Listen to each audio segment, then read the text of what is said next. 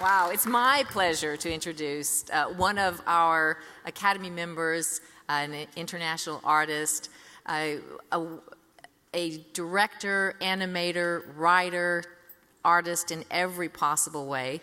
She has worked on the animated films Dark City, Spirit, Sinbad, Legend of the Seven Seas, Madagascar, Kung Fu Panda, Frozen, and she's directed Kung Fu Panda 2, Kung Fu Panda 3. She's been nominated for an Academy Award as a director of Kung Fu Panda 2. And if you're imagining this person I'm talking about must be 107 years old to accomplish all of these animated films in one lifetime, she's not, but she is fiercely, fiercely talented, a member of our Board of Governors of the Academy, and my friend Jennifer Yuh Nelson. Welcome.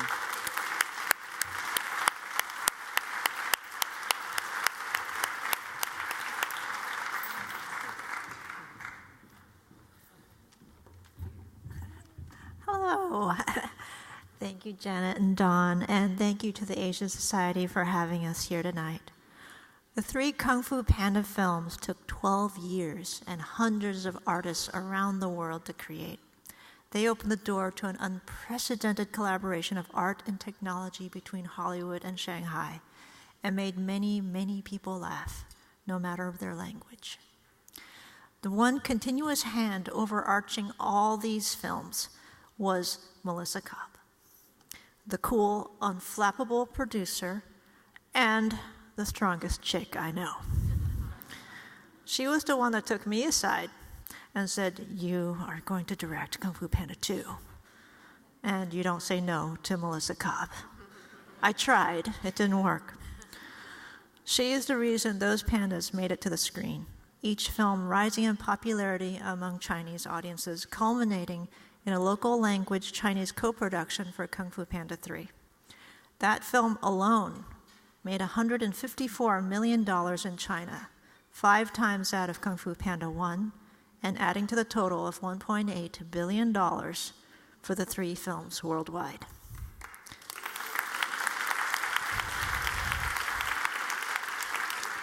Now that is quite a producer. But the surprising thing about Melissa is that despite the sheer power and influence that she wields, she is deeply humble, preferring to direct praise on everyone else around her rather than take any for herself. But tonight, we're going to change that. So it is my great pleasure to heap some praise and present the U.S. China Creative Collaboration Award to Melissa Cobb.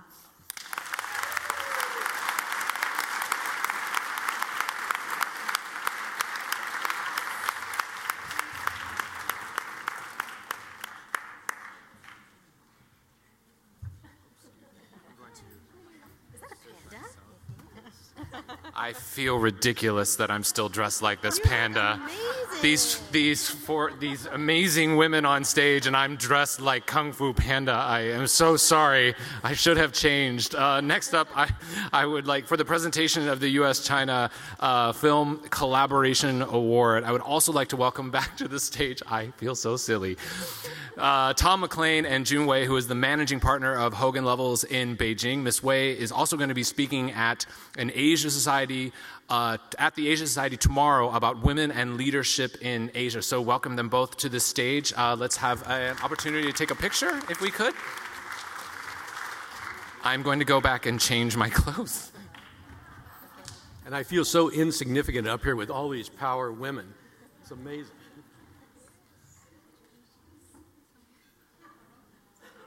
He's a lucky guy.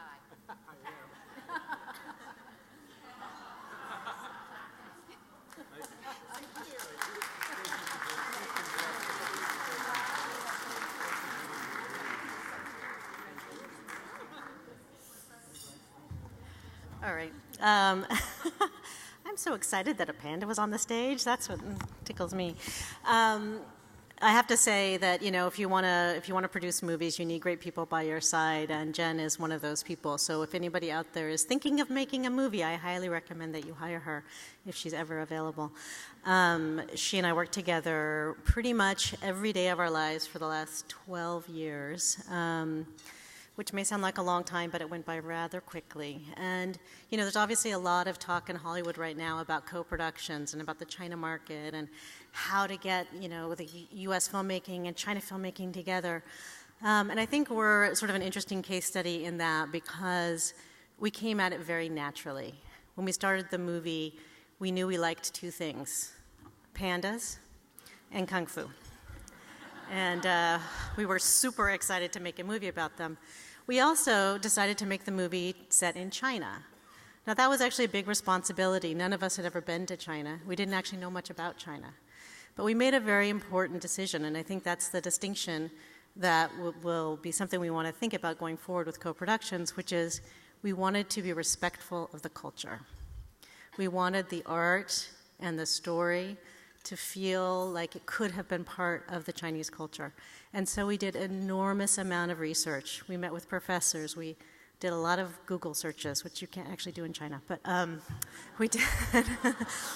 Luckily, but we took our job seriously because the idea of bringing another culture to the screen, particularly in animation, and knowing that that would have a chance to be maybe many people's first experience with China was actually a very large responsibility.